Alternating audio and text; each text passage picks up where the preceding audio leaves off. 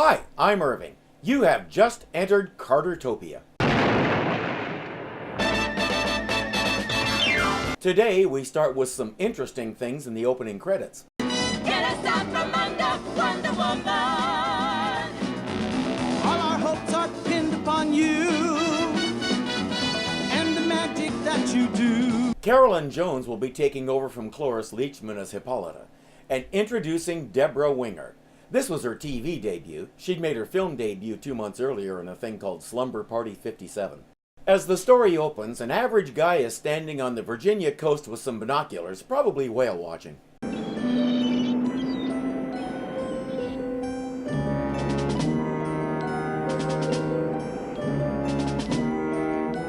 Weird-looking whale.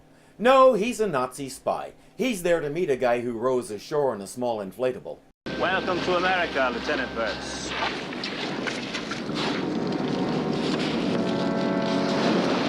Good to see a fellow countryman after 6 months of speaking to no one but these Yankees. Landing anywhere would be welcome after 5 days in that submarine. The Air Force, we could have crossed the Atlantic 20 times. Well, you'll soon be in the air again. Come. Shouldn't you do something with the boat? It's kind of evidence. They head to where they can survey a nearby airfield. At said airfield, Steve, Trevor, and Diana Prince have just arrived for the unveiling of a totally new Allied plane. It's been developed in secret for years, and it's time to test it. Steve is the designated test pilot.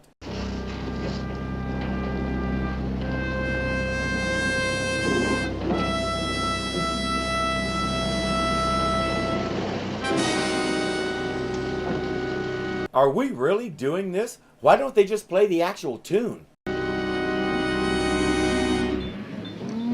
There it is.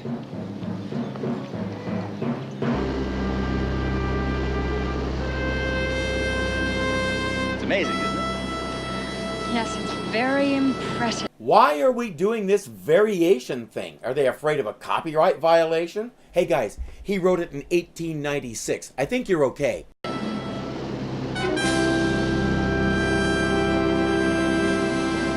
You see, there's no propeller. Once they're done playing Thus Spoke Trazodone, we see that it's a jet. Both the Allies and the Axis were scrambling to develop a workable jet plane because such a machine could chew up slower propeller planes before they could say don't do it. This is the latest attempt. Are you sure that thing can fly? It flies. And you can fly it? We have copies of their plans. I've studied the controls so much I know them by heart. Thank you for giving us a believable explanation. Too often, television in particular would just make us assume he could fly it by instinct or something. A pair of bogus MPs drive into the area and start blowing stuff up. Everybody runs for cover.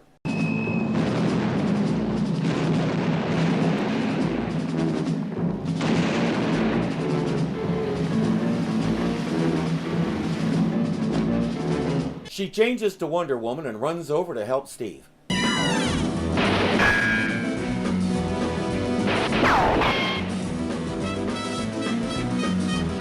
She manages to catch the two fake MPs, but in the confusion, the pilot gets away with the plane. His accomplice also escapes. Steve races to the control tower. Red Control, this is Red Leader. Code Z is in effect. I repeat, Code Z is in effect.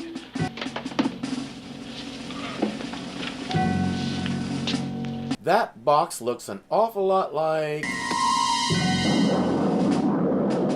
She should be well clear of land by now.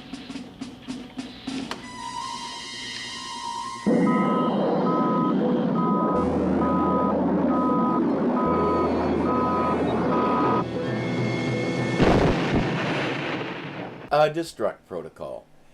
The pilot returns to Nazi headquarters and reports that the Americans' experimental plane is a failure. It blew up right after takeoff.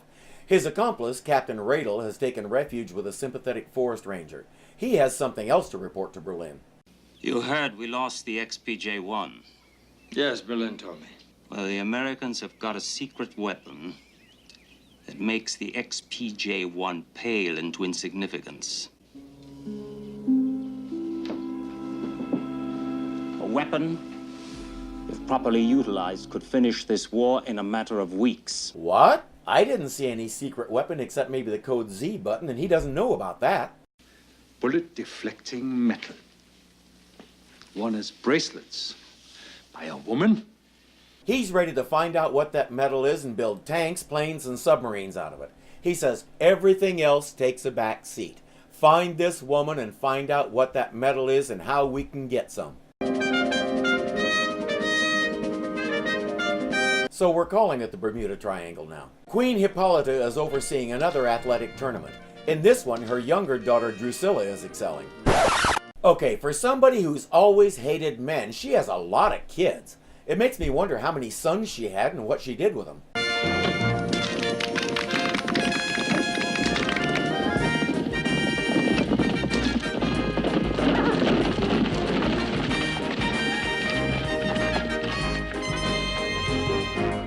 And when did they get horses? Where did they get them? How'd they get on the island? Your instructors like you. Oh, well, I like them. Then why did you put the grass snake down Magda's back? You know poor Magda's deathly afraid of snakes. But, Mother, you should have seen her. She went 4 different shades of green. We are not amused. Well, you would have been had you been there. Oh, I like her already. After we learn about a few more shenanigans, it's time to get serious. Hippolyta has a job for her. But it's your older sister that I wish to talk to you about. When I sent her away to America, I had no idea she would become such a legend as Wonder Woman. But now I think it's time that she return here and resume her duties. That's why I want you to go to the United States, to Washington, D.C., and bring Diana back here to Paradise Island. I don't see this going well. And besides, Diana took the invisible plane. How's she going to get there? In Washington, General Blankenship has just told Steve the details of how they're going to slap the backup prototype together and have it ready to fly in 5 days. Steve says we need to tell Peter Knight, the scientist who's doing all the work. He and Diana arranged dinner at her place so Steve can fill him in. Etta would love to finagle an invitation. Business or social, I never get to go out to dinner. Oh, I'll make you a promise. I'll take you out to dinner sometime. It's not the same, Diana. I mean, you're not a man. I've always been very happy about that. See you later. I had to include that one. Diana goes home to prepare.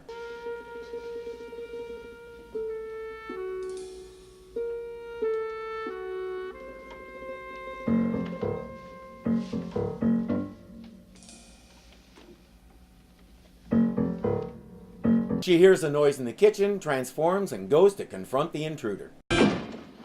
Drusilla! Hi, Diana. Oh, gosh, you look beautiful. I guess she took an Uber. Oh, what is this? It's really good. It's ice cream. What are you doing here? Mother sent me. Mother sent you? Mm-hmm. I think you better come and sit down and tell me what this is all about. Very well. But she'll be sure to bring the ice cream with her. Drusilla explains. Mother doesn't understand. You see, if I don't stay here, there may not be a Paradise Island. It will suffer with the rest of the free world. Suffer how? What are you talking about? She spends the next several minutes explaining how evil the Nazis are and how righteous the American cause is. Remember when this is happening. It's 1976, the year of America's bicentennial. We tried to make a big deal of it, but we were hurting. Vietnam had just ended with us turning tail and running home, leaving the South Vietnamese to their fate. Then came Watergate, and the only president so far to resign the office. We had 2 puffy eyes and a bloody nose. So looking back to a time when the cause was just, when the enemy truly was evil, when we knew what we were fighting for was the kind of boost the country needed. Diana's going to lay it on a little thick, but she is talking to a teenager who puts snakes down people's backs and nails their sandals to the floor. Drusilla says, I'm not the one you have to convince, it's Mother. Diana says, stay a few days so I can show you how important this is. Drew doesn't care much about that. She's just excited to stay here and discover things, especially ice cream. I have 2 different identities. You're not just Wonder Woman? No. I'm also Diana Prince, Yeoman, United States Navy. This would be the only time the show would give a direct reference to Wonder Woman changing back to Diana Prince, and they didn't even show it. That's a little disappointing. That evening, Drusilla joined Steve, Peter, and Diana for dinner. Oh, this is quite a surprise. I didn't even know you had a sister, Diana. Welcome to Washington, Drew. Thank you. Oh, it's a surprise to me, too, a pleasant one. Out of the blue, I have a date when I thought I was going to be stag tonight. I shot one of those once with my crossbow. Awkward. Diana explains that he meant he wasn't expecting to have a pretty girl at dinner with him. Considering how much we Americans have always liked our weird idioms like that, explaining all of them to her is going to take some time. Do you really think I'm pretty? Very. So are you. I think he's willing to let that one pass. Steve explains the details about the new prototype, and Peter says, yes, I can do it in 5 days. Next, we see Captain Radel back in Washington making contact with someone. Yes? Is that the voice of a good friend? It depends upon how good friendship is measured. It is measured by the strength of each one's resolve. It must be pretty serious for him to be using passcodes and all that. That's some tight security.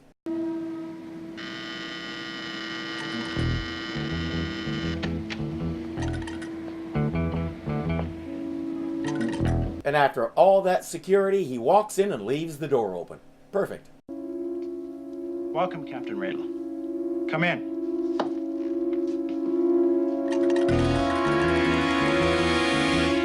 All right, I admit I did not see that one coming. And I'm not sure I understand. If he's helping the Americans develop this thing, what's the end game? What's his real mission? I would assume it has something to do with stealing the plane, but as far as he knows, it'll still blow up right after takeoff. We don't get any answers. They discuss how to draw Wonder Woman out so they can capture her and learn the secret of her bracelets, and ultimately decide the best ways to kidnap General Blankenship. After some shopping so Drusilla can look more like a typical teenager of the time, Diana and Drusilla arrive at the War Department. Diana, there are some reports we have to get out right away. Excuse me. Yes, sir. Now, Drew. Now, don't worry about Drusilla. I have to drive out to Fort Belvoir for a meeting, so why doesn't she go with me? Oh, crap. I can see where this is going. I understand that. But why is the Americans' cause just and the Nazis' cause unjust? You ask strange questions for someone so young, my dear. Well, it's very important that I understand if I'm to explain it to my mother. Oh, I'm sure she already knows. Oh, no, she doesn't. That's why Diana asked me to explain it to her. She continues to baffle the general until... Why, that idiot! What do you think you're doing? Get in that car, General. I got a gun on you. What about the girl? Leave her. So I was wrong. What would Diana do about something like this?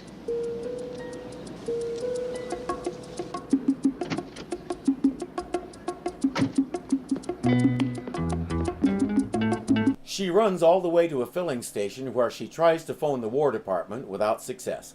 The attendant thinks she's crazy, but keeps trying to hit on her anyway, also without success. Is there some kind of ranger station around here somewhere? Sure, a couple miles up the road. Thank you. Hey, you sure you don't want a root beer? She's off to find it and rescue the general. But how? She doesn't have Diana's abilities.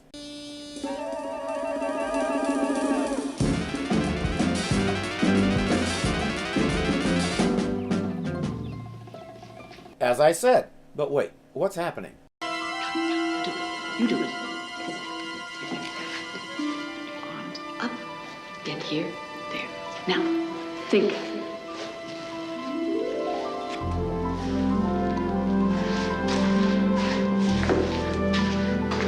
She's flashing back to when Hippolyta taught Diana to do the change. Don't tell me.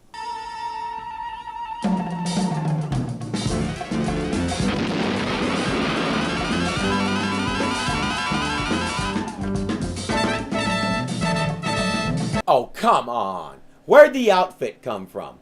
In the pilot, Hippolyta said she designed the Wonder Woman outfit herself. I doubt she made another one for Drusilla.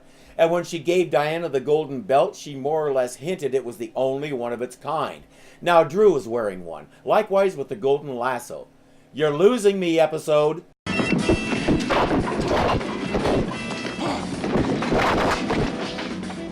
were right about you, lady. You're something else. What have you done with General Blankenship? Just used him to flush you out.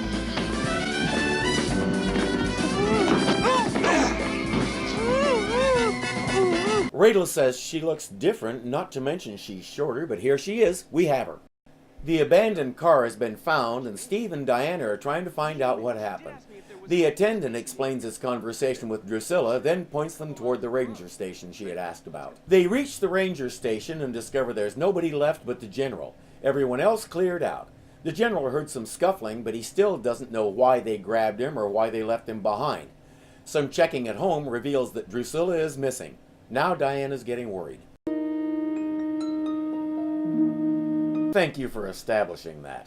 Radel is contacting Berlin to find out what to do next. They're close to learning the secret of the bracelets, he can feel it. But the general in Berlin wants to be absolutely sure this is Wonder Woman, so he comes up with the most logical test. This is Berlin's idea. I should have thought of it myself. You're gonna shoot her. What if you're wrong? Then we will know we have the wrong woman. Has Drusilla done the bullets and bracelets? We don't know. He goes in and confronts Drew, who is now awake. But first, we must find a way to make sure that your powers are really that formidable. You're very mistaken. For your sake, I hope not. Those three little words that everybody hates. I realize we had to have Drusilla in a Wonder Woman suit for the story, but we have to have an explanation. We have to have some insight into how she has the belt and all the rest. We've established Diana and her equipment solidly enough by now that you can't just pull something out of the ether like that and expect us to let it go by. And that's my only complaint. Drusilla is just too much fun. Her attempts at interaction with other teenagers, her discovery of American food and culture, it's all so well done you can't help but enjoy it. The Nazis' fascination with Wonder Woman's bracelets is believable too, because it would be logical, especially for men who consider women inferior, to assume the metal itself is the source of her ability to deflect bullets. Now, the metal bracelets are this big, and her bullet target area is about this big, but it's got to be the metal. It couldn't be that she's far superior to you in every way. This was also the time when the feminist movement was gaining steam and the Equal Rights Amendment was starting to raise its head. So men who think they're superior to women were fair game for the jokes. And rightly so. Guys, I know it's hard to swallow, but we're not superior. Get over it. Captain Radel can't get over it. He's determined to shoot Drusilla to prove his magic metal theory. How will Diana ever locate her in time? Well, she didn't. He fired the shot, Drew couldn't deflect it, the audience rebelled, and the show was canceled. The end. Yeah, sure. Come back next time and we'll find out how they're going to get out of this one. I'm Irving, and you are now exiting Cartertopia.